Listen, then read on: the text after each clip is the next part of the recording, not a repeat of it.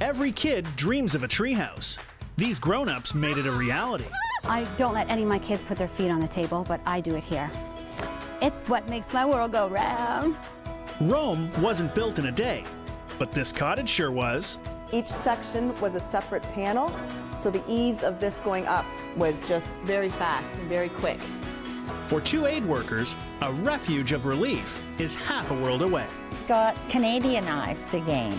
People would say, I don't know how you do it, how you can jump from the tropics into this environment and maintain your roots.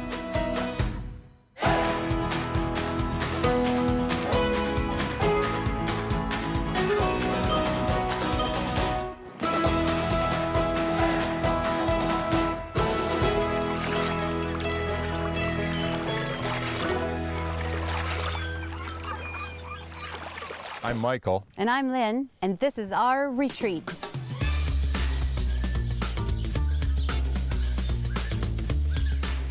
Every kid dreams of having a treehouse. So what happens when you build one as an adult? Ask the Knowltons. You'll find their playful retreat here in Durham, Ontario, located at the base of the Bruce Peninsula. The treehouse is a place where I get lost. Originally, we built it for our children. As I say that selfishly now, the children do get a chance to go in the treehouse every now and again. Do we sound like the world's worst parents now? We built it for the children, but they never get to see it. No, they absolutely get to go in there. And so we share. Clearly, this treehouse is a win-win in the parenting department. We used to travel up to Muskoka and try and get out to our friends' cottages and have a great time. But the problem was we would drive for 3 hours, and by the time we got to their cottage, we were like, we can't move, we're too tired. So we decided it's like time, how about we just try to create the space where we don't actually have to travel and where there's enough space where everybody would actually want to come and visit us. And then a mighty act of nature sealed their plans. The tornado went through town, and a friend of ours lost a very large barn. And so we bought the entire barn. We salvaged everything that we could, the tin, the flooring, the beams, and we brought it all here. And that really became the foundation and the whole basis to build this whole tree fort out. Now, it's not just any ordinary treehouse. Lynn is a designer. She likes to reuse and recycle stuff, and she blogs about it while enjoying her very unique getaway.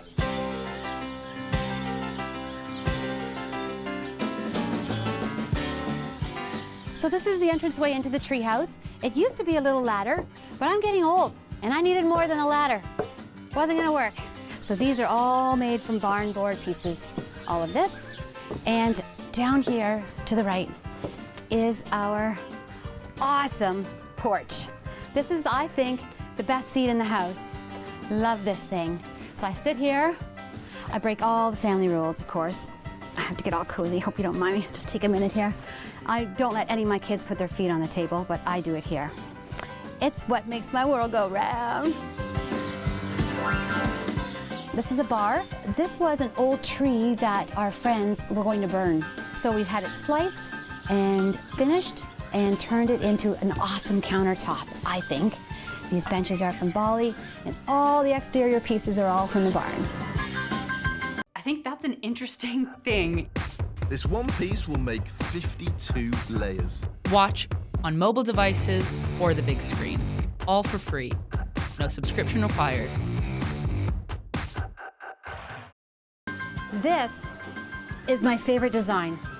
The reason why is it's really hard to plan a space to have windows where all they do is open up and then they do nothing. To me, there's a disadvantage because if I leave this as a solid window, I can look out here and I'll be like, I want to get out there. I want to be able to do things like this. This is what's fun. So this time, I designed it so I can have a little kitchen here, put little stools all here, have my friends' stools here, party on down, and then when I don't like my friends anymore, I just shut them out. Say goodnight.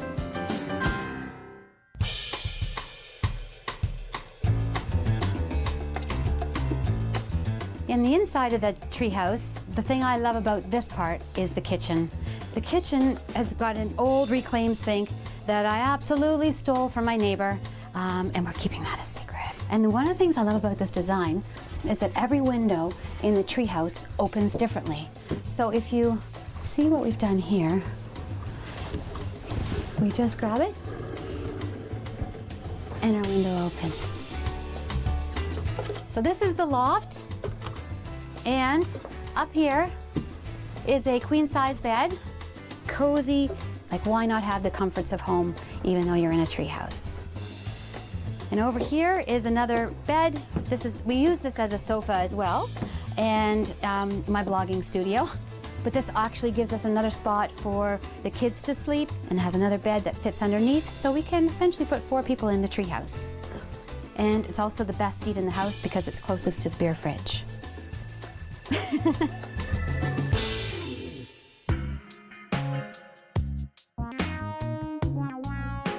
So one of my favorite things to do in this treehouse is to sit right here with my morning coffee. And the view out to the pond is spectacular. It's so relaxing, and I kind of forget about all the worries of the world. It's just something about being in here. It just makes me want to have a nap. When you consider all this retreat has to offer, the label Treehouse doesn't really do it justice. We have a lot of parts to the retreat, and that pool area really was designed from scratch. This was a barn that burned down in the 50s, and so it was a mess.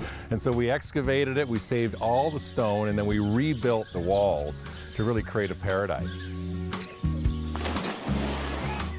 I think everybody needs to have a backyard retreat. I mean, I think in our case, we're just blessed in the fact that we have 100 acres and we've got the room to do this. I think you can people create backyard retreats in the city on their balconies. Yeah, absolutely. It's just really, it's not about the space in its entirety. It's just about what you create and how you choose to think about it and enjoy it. That really, I think, is important. And lucky us, I mean, my gosh, it's just fun. We're grateful really every fun. single day. Yeah.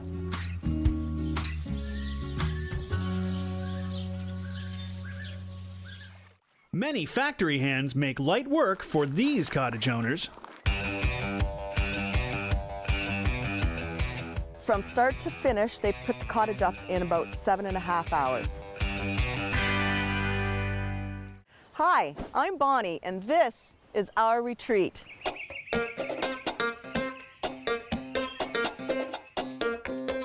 Bonnie Moser loves all the trappings of cottage life.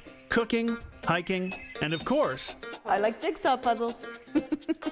that's rather fitting. Bonnie actually vacations in a kind of jigsaw puzzle. Each section was a separate panel, so the ease of this going up was just very fast and very quick. And it just pieced together like a big jigsaw puzzle. Bonnie's pre-constructed cottage is the culmination of a lifelong dream.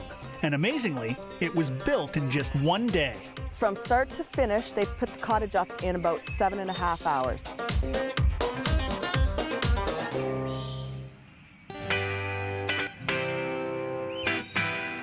You'll find the Moser family cottage in Markdale, a town just south of Owen Sound. You'll also find plenty to do here. So you guys are all here for dinner tonight, right? We have 5 snowmobiles, 4 ATVs, 2 tractors, and a partridge in a pear tree. They call their cottage the Mosey On Inn. Our last name is Moser, and friends of ours, my husband told them to just mosey on over for a visit sometime, and it stuck. Anytime this family needs a break from everyday life, they just mosey on over to the Mosey Inn. Andrew's the good one at this. Yeah, you got 3. From home, it takes us about an hour, 10 minutes to get up here to the cottage so the kids can come after school, they can come up after work, they can come for a day, they can come for a night. The close commute made this area a natural choice for a place to build. Come on, Dretch. Holy, take out Andrew's head. Initially, when we were looking for a cottage, we wanted somewhere we could just go and get away from everyday life, work, school, just somewhere to go and relax. And then it kind of snowballed into something more than just a cottage. We wanted something that we could just kind of be in the bush. These 50 acres were perfect for the family. The next big question was, what to build on them. When we were at the Cottage Life show, we kind of stumbled upon the timber block company. We were waiting for another couple, and while we were there, we thought, let's just see what their cottages are all about. Bonnie and Steve had to wrap their mind around the prefab idea. At Timber Block, they found the perfect model, one that wasn't at all cookie cutter. We always wanted a log cabin cottage, and so that part of the process was easy for us to decide on what we wanted to build, because we've always wanted something that looked like a cabin in the woods. Prefabricated means large sections are built in a factory, then shipped to the location. Cottage owners get to avoid all the headaches that go along with traditional construction. There's 4 panels with those windows, and each one came as one piece. And then they put those stanchions in the middle where they're joined. And it's around the whole cottage is like that. They're each individual panels. The whole process is pretty much worry-free. The icing on the cake was watching their cottage come together in a day. We had a real party when they came to put the building up. We had more people here than I think construction workers.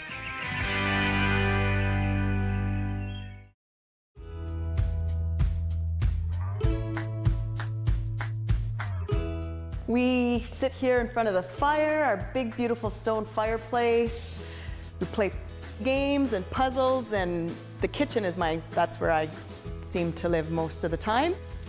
Up here I love to cook. At home it's a chore. Up here it's fun because we're not doing anything else. We're not rushing off for work. We're not rushing off to school. We're just here to enjoy ourselves. I wish I had this kitchen in my home. It's nice and big and people can sit and watch while you're here. You don't feel like you're stuck in the kitchen.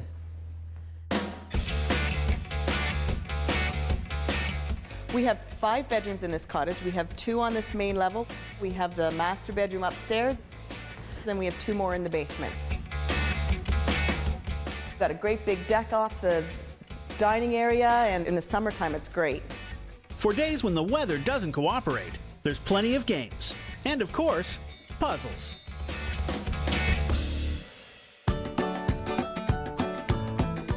A dream cottage built in a day, for a family to enjoy for generations. We wanted to have a family cottage because we do want our kids, they're getting older now and they're getting to the point where they don't always want to be with mom and dad. So it's kind of nice to have a place where they can bring their friends and still not be with mom and dad, but we feel that they're with us and they can enjoy it, and hopefully they'll bring their family and children, and that was our plan, that we can use it well into the future with grandchildren and nieces and nephews. A dream cottage built in a day, for a family to enjoy for generations.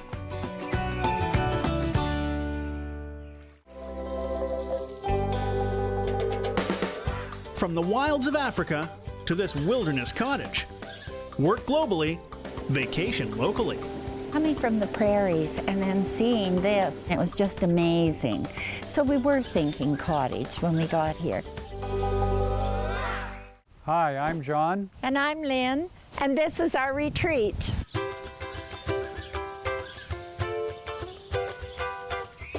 For 25 years, John and Lynn have found their calling doing aid work in Africa. But each year, they find their escape here, in a lakeside vacation retreat. Nestled against beautiful Lake Malachi, amid one of the country's most prized cottage territories, Lake of the Woods, Ontario.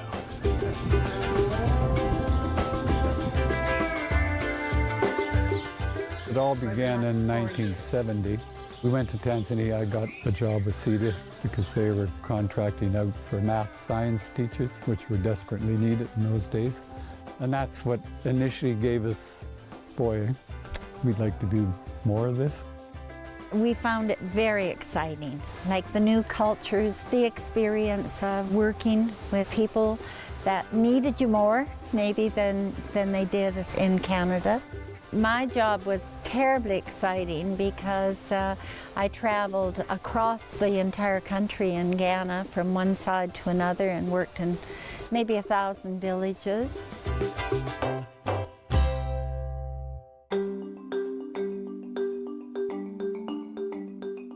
John and Lynn's African adventure spanned the continent, but when it came time for a break, their homing instinct kicked in. When our contract break came up, Seated just simply gave us the equivalent of a ticket home. Whether we went home or not was our choice. So we could have basically gone to any exotic location we so choose. But going home was important.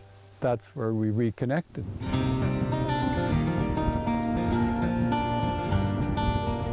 Got Canadianized again. People would say, I don't know how you do it, how you can jump from the tropics into this environment and, you know, maintain your roots, get feeling like you belong again. And our daughter was in Winnipeg. She was finishing university, and then eventually she was married and had a child, a baby, so we have one grandson. And so we were away from our family for most of the year, every year. Bullseye. Being miles apart made the reunions that much sweeter. When the couple leaves Africa, they always bring a piece of it with them to decorate their home away from home. This is one of the African masks, just from street art in Zambia. This is kind of, I call it a death mask, but it's a leather face that is from Zimbabwe. Fishing in the Zambezi River. This is what we're after, tiger fish. We're in the dining room area. And let me see, some of the artwork on the walls are batiks that are done by an artist from Kenya, Heidi Lang.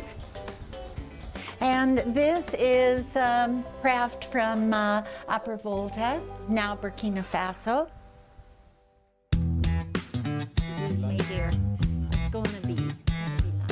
The kitchen. It's wonderful for me because it's an open concept. If I'm in the kitchen cooking for a crowd, I'm still participating in everything that's going on in the cottage with my friends or family. None of our bedrooms are very large. They're big enough for our very small family.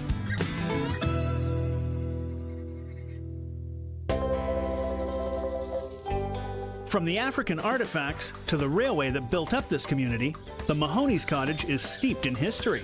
That includes the storied railway journey that once delivered cottagers here. It's known in these parts as the Camper Special, and once upon a time, it was the only way in. We came out on the Camper Special and it was very few cottages. There was no road, so everybody came by train.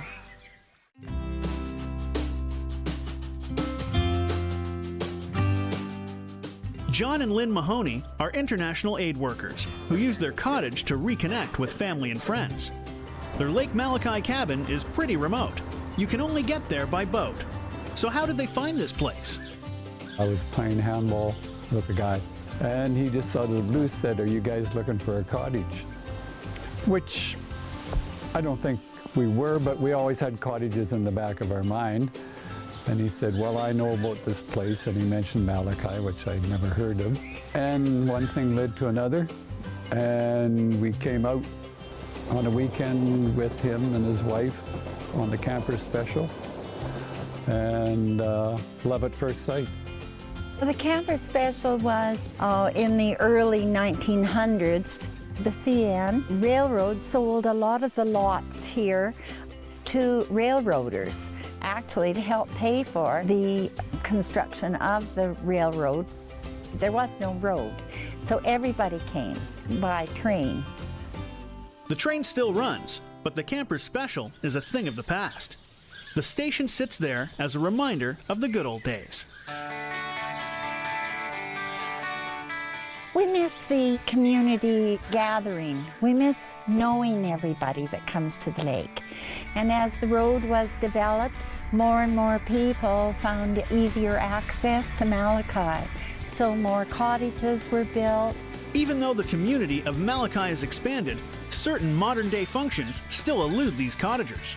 You can't have septic fields, so the only toilet facility the Ministry of Natural Resources will allow is outdoor toilets. And only 12 short years ago did they get electricity. We're very happy to have it, especially at our age. Nothing is easy up here, but that's nothing new for this couple. In fact, embracing the obstacles makes the Mahoneys that much more inventive. We have a pulley system because at some point in time, I realized I can't carry 50 pounds of cooler full of frozen goods up and down that hill. John and Lynn showed all kinds of grit crisscrossing Africa, but navigating the wild and untamed was nothing new for them. When we came from Saskatchewan, for me, I lived in a very small little town where we had outhouses and we had hand pumps, and so we were actually more prepared than most to go into the African scene.